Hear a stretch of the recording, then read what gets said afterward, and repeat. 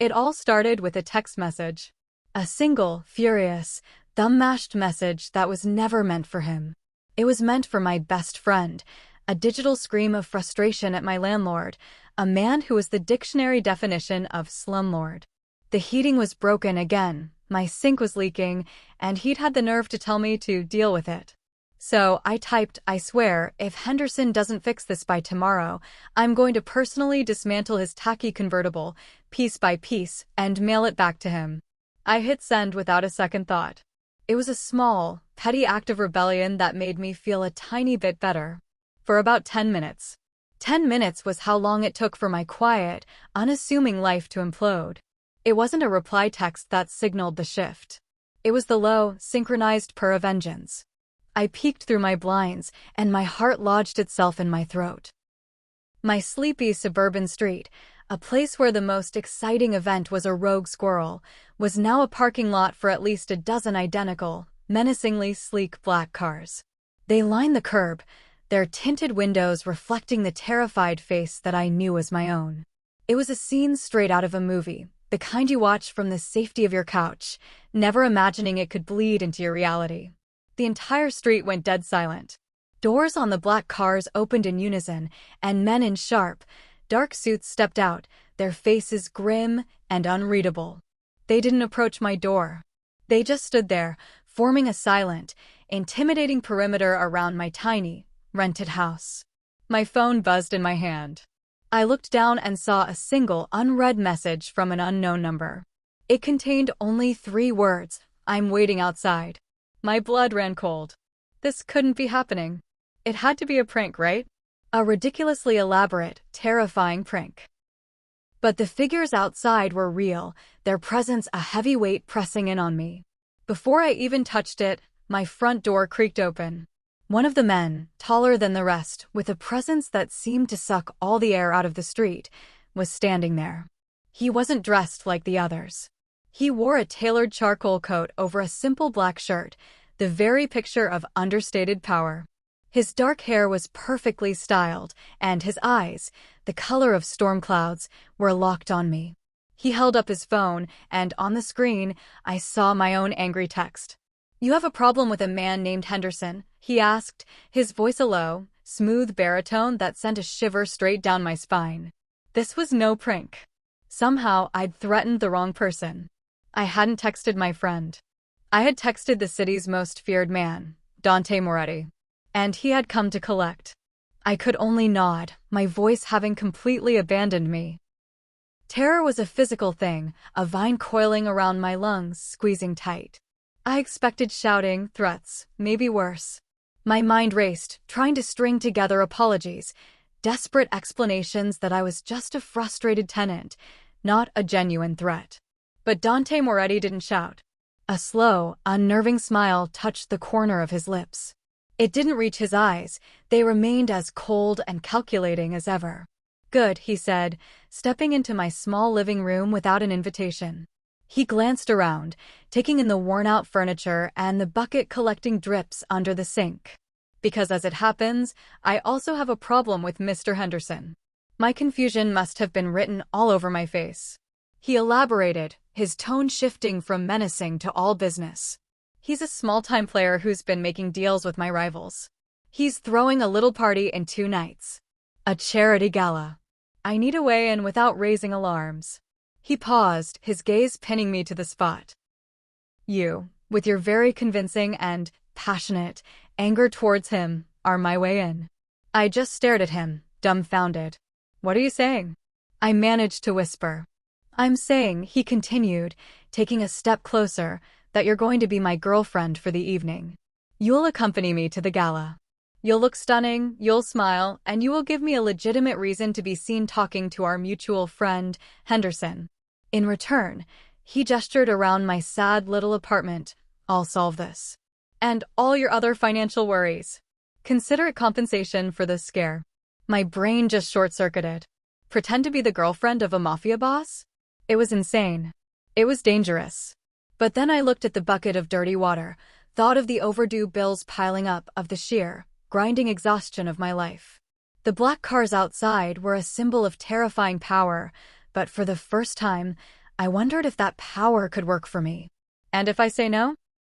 I asked, a sliver of my earlier fire returning. Dante's smile widened slightly. You won't. The next 48 hours were a blur. The moment I gave my terrified, reluctant yes, my life wasn't my own anymore.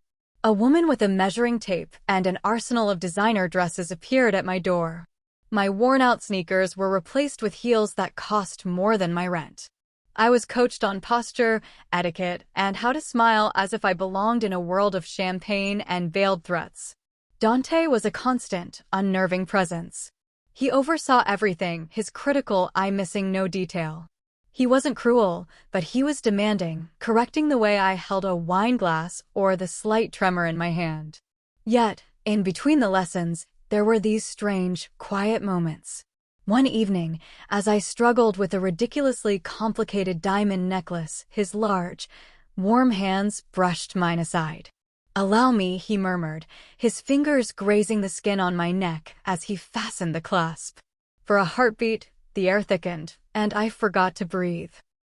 In that second, I saw him not as the feared Mafia boss, but just as a man, one who carried an immense weight on his shoulders. He would often stand by the window of the lavish hotel suite they'd moved me to, staring out at the city lights, his expression unreadable. What do you think about when you look out there? I asked him once, emboldened by a glass of expensive wine. He was silent for a long moment. I think about how everything you see is part of a war, he said softly. And how I intend to win it. I was a pawn in his war, I knew that. But the more time I spent with him, the more I wondered if I was becoming something more. He was fiercely protective, a shadow at my side.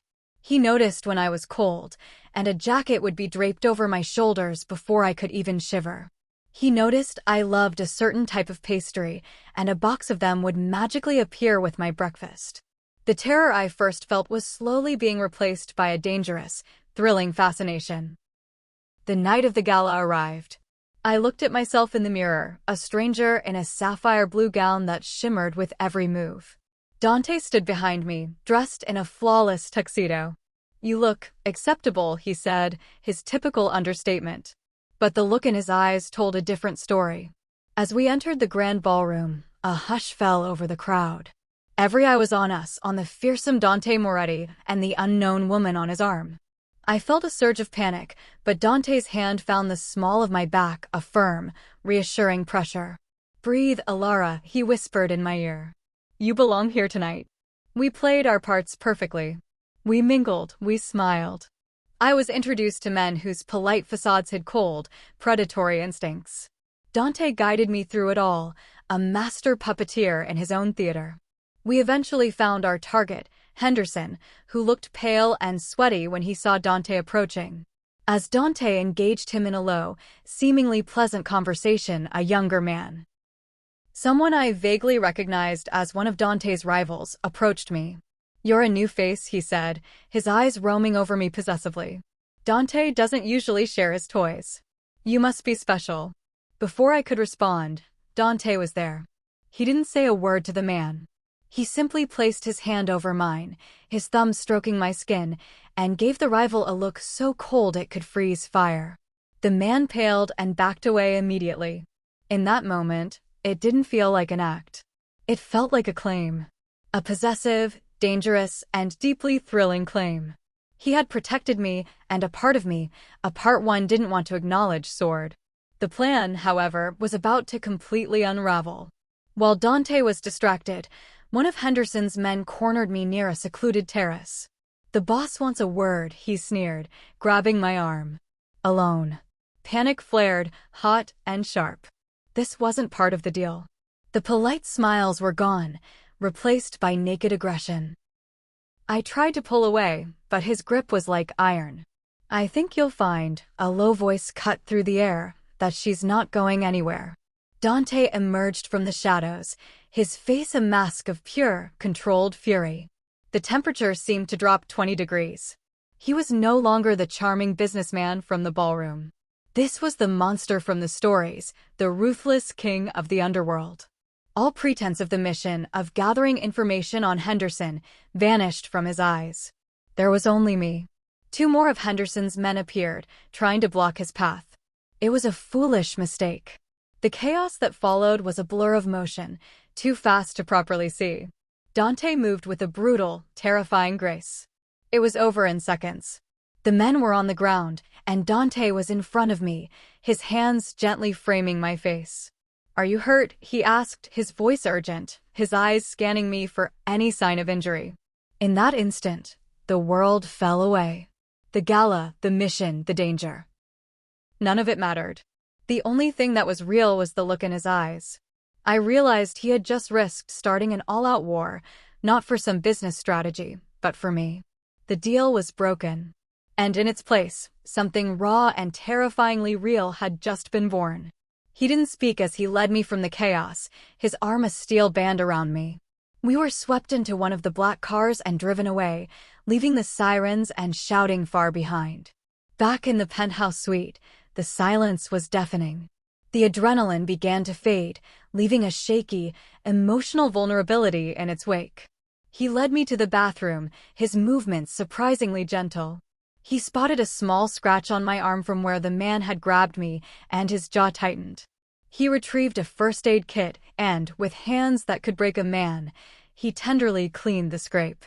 "This was not supposed to happen," he said, his voice rough. "You weren't supposed to be in real danger." I looked at him, at the fury still simmering in his eyes, a fury entirely on my behalf. "It wasn't your fault," I whispered. The pretense was gone. I wasn't his employee or a pawn anymore. "I'm not letting you go, Alara," he said, his gaze intense. "After tonight, letting you walk away isn't an option. Your safety is my responsibility now." I should have been scared. I should have run. Every rational part of my brain screamed that this man was danger incarnate. But as I looked at him, I didn't see the Mafia boss.